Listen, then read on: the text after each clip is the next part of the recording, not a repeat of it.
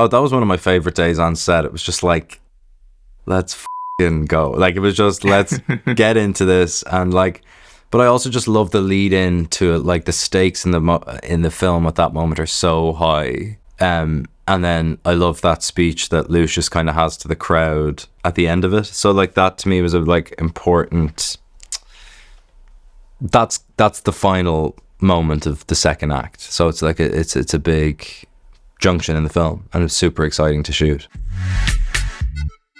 Paul, thank you so much for sharing your time with us today on the show. You are incredible in this film, and I just want to congratulate you. We want to congratulate you and the entire team on just crushing it with this. So that's very kind. Thanks very much. Yeah, of course. Yeah, we're grateful for you to be sharing your time with you today. Excited to be here.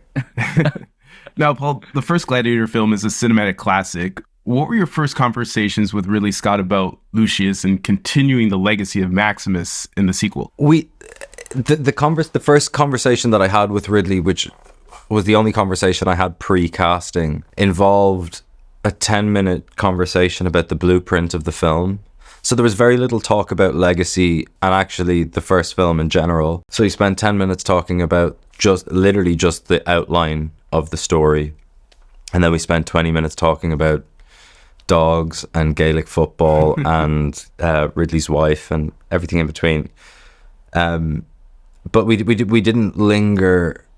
I think it's kind of testament to Ridley. Ridley is very much present tense, future thinker. He's not somebody who dwells on his past achievements, and I think as a result he's the perfect person, not only because of his talent but because of the way his brain is, to embark on attempting a sequel to, as you said, a cinematic classic. Yeah, and I mean, you look at like it's very surreal to have another Gladiator film into the world again, which is it's crazy to think that. So I think it was very out of body for us watching this film yesterday and just be like, oh my gosh. Oh, you saw it yesterday? Wow. It's fresh in your minds. Great. It's fresh in our heads. It's part of us. Like, I don't think it's left us yet. It's going to be with us for forever, right? Yeah. I just love to know, Paul, for yourself, you brought such a rawness to your performance as Lucius in this film, and with the most respect as well too. You're an absolute beast in this film. Thanks. You are.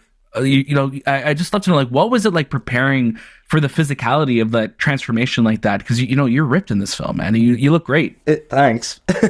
It's.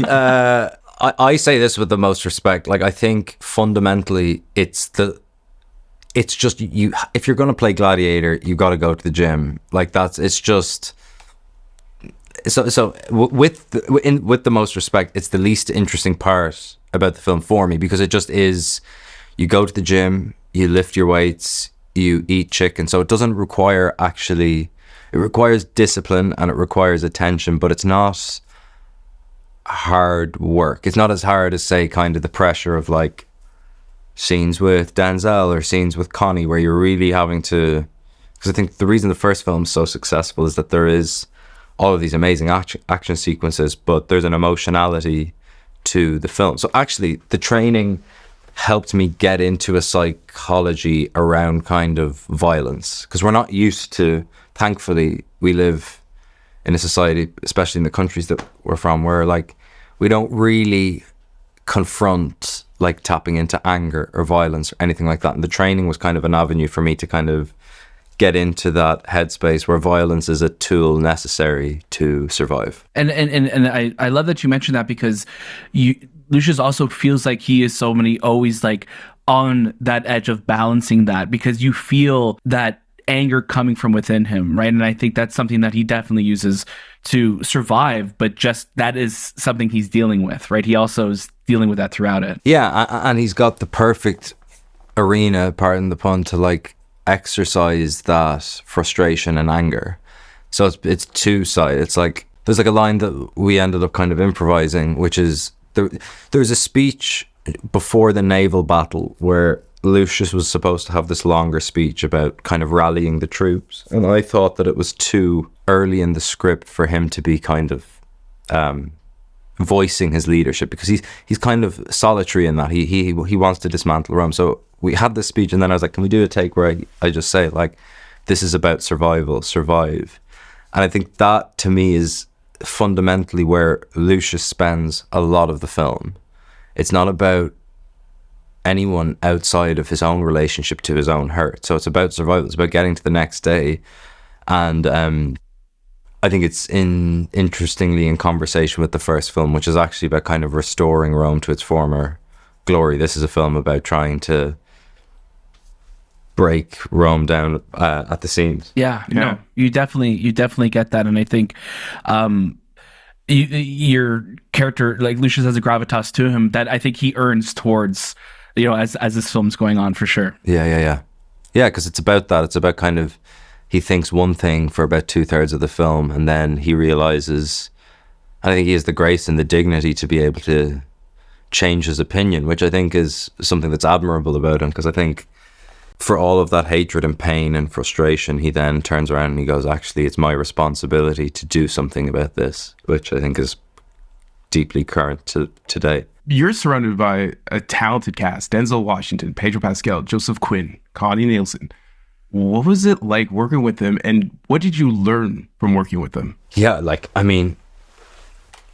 I'm sure everybody would not mind me saying this, but it's like, it is the most extraordinary cast, but there is only one Denzel Washington, and I think we all tip our hat to him. But the thing that I learned that I was kind of unsure about, I didn't know what it would be like going in, but I think I made a decision early on to, where possible and throughout actually, treat Denzel as a colleague as I would anybody else, because I think it is the only way in which you can ask an actor to be a collaborator is by, you can't let your admiration for another actor kind of get in the way of them being able to do their work. I can't imagine how frustrating it would be if you're about to go into a scene with somebody and they start going oh my God, you're the best actor who's ever, I think it's an impossible environment to be creative in.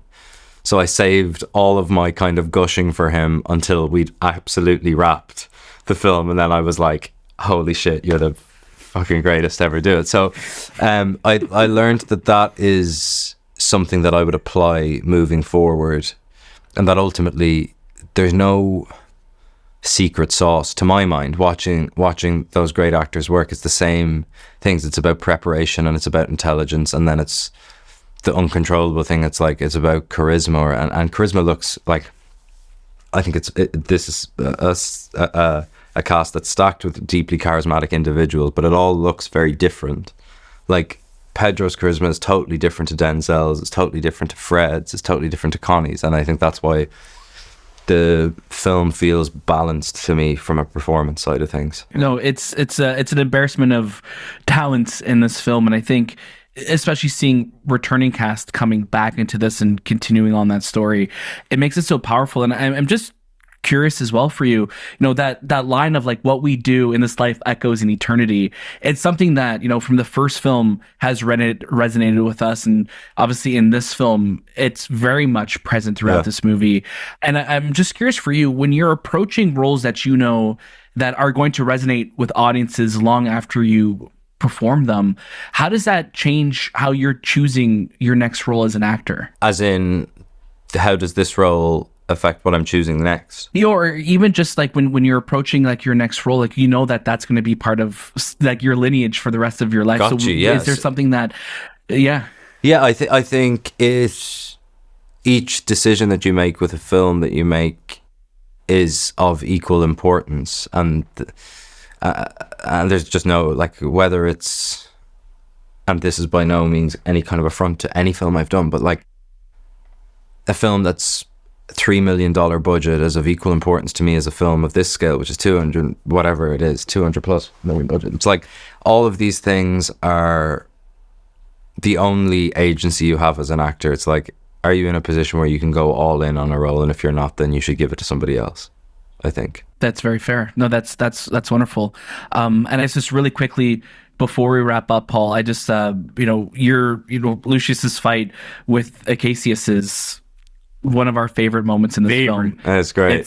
It's an incredible moment. I just really quickly, making that scene happen with Pedro, what was that like for you? Oh, that was one of my favorite days on set. It was just let's fucking go. It was just, let's get into this. And But I also just love the lead in to it. Like the stakes in the film at that moment are so high. And then I love that speech that Lucius kind of has to the crowd at the end of it. So like that to me was a like important. That's the final moment of the second act. So it's like it's a big junction in the film, and it's super exciting to shoot. I love that. Paul, thank you so much for your Thanks, time. gentlemen. We're so grateful for you. And we're just love seeing, you know, more Irish actors just taking over Hollywood. So we're grateful for that. Yeah, I'll do my best to keep it going. Take care. Thank you, Paul. See you later.